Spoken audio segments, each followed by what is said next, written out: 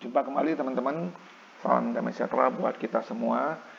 Kali ini saya ingin sharing mengenai sebuah dikotomi yang berjalan mungkin sudah lama sekali, yaitu trading versus investing.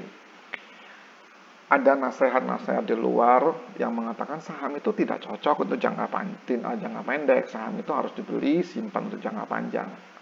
Asumsikanlah saham-saham yang mereka maksud adalah saham-saham super, saham yang dibeli, yang punya keuntungan, potensi keuntungan luar biasa di masa depan. Coba saya ceritakan sebuah kisah, kita bisa bayangkan apa yang terjadi nantinya gitu. Bayangkan sebuah perusahaan, katakanlah nama perusahaan ini adalah PT XYZ. PT XYZ, ya. Lalu dia mau IPO. Nah, pada saat di IPO, karena perusahaan ini dinilai sebagai perusahaan yang luar biasa hebat, maka pada saat book building, masa sebelum listing di bursa, saham ini dibeli habis oleh masyarakat. Betul-betul masyarakat yang beli. Dan kelompok orang pembeli ini percaya sekali bahwa saham itu tidak cocok untuk trading. Saham ini cocoknya untuk jangka panjang.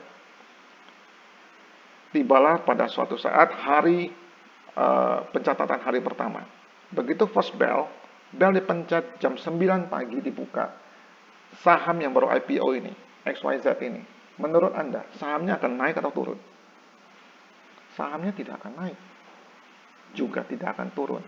Karena semua pembeli saham ini ikut dengan saran.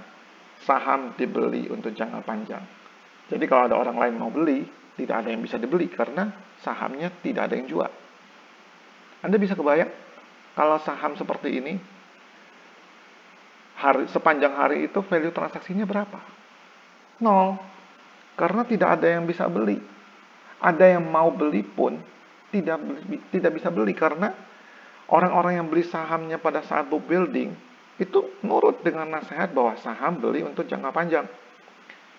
Oke, kemudian katakanlah saham ini memang tidak ditransaksikan, kemudian 5 tahun kemudian perusahaan ini memang tumbuh luar biasa, value perusahaannya tumbuh luar biasa.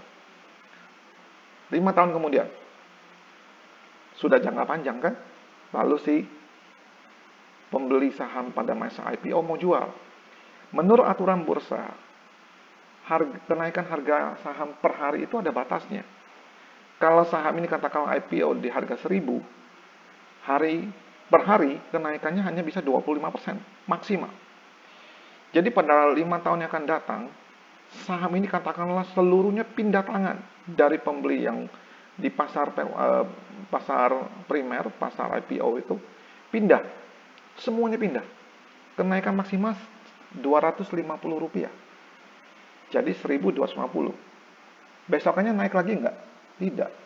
Karena pembeli yang membeli pada hari itu juga percaya saham itu untuk jangka panjang.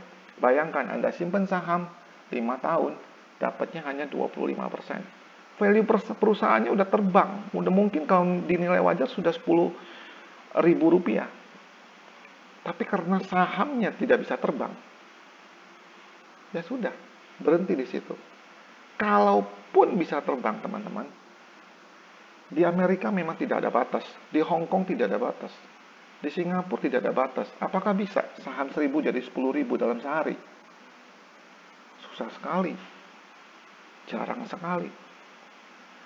Oleh karena itu, saran bahwa saham itu lebih baik, lebih cocok itu untuk jangka panjang, menurut saya sebaiknya kita tidak menyarankan seperti itu terus. Biarkan pasar berjalan apa adanya. Orang yang mau jangka pendek biar dia jangka pendek, orang yang mau jangka panjang biar dia jangka panjang. Pasar hanya bisa hidup justru karena ada trader. Bayangkan kalau semuanya berpikir menuruti apa yang disarankan oleh ahli keuangan itu. Saham dibeli, simpan jangka panjang. Bursa efek di seluruh dunia itu akan mati. Tidak ada transaksi sama sekali.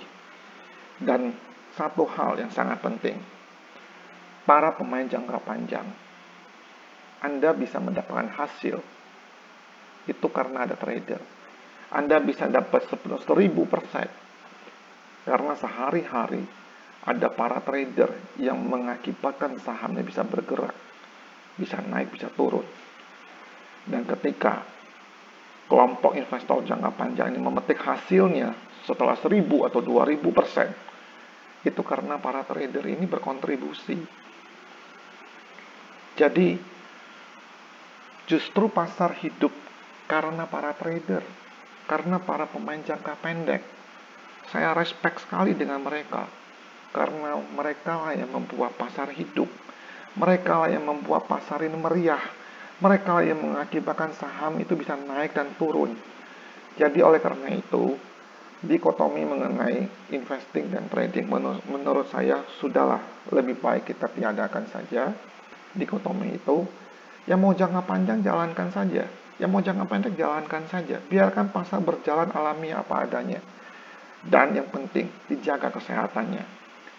Nah, pasar juga pastilah harus ada orang yang dalam tanda petik mengatur, ada drivernya, ada orang-orang yang pemain-pemain besar. Pemain besar ini pun perlu dirangkul. Pemain besar ini perlu dijaga. Pemain kecil perlu dijaga supaya pasar sehat. Nah, disinilah wasitnya bertindak. Wasit itu siapa? Otoritas bursa. Otoritas bursa punya hak untuk mengintervensi dalam tanda petik untuk hal yang baik supaya pasarnya jadi sehat. Nah, dengan begitu saya berharap teman-teman para trader bisa survive, para investor juga bisa survive, sehingga pasar menjadi sehat. Saya pikir itu aja dulu yang saya ingin sharing kali ini. Terima kasih. God bless you.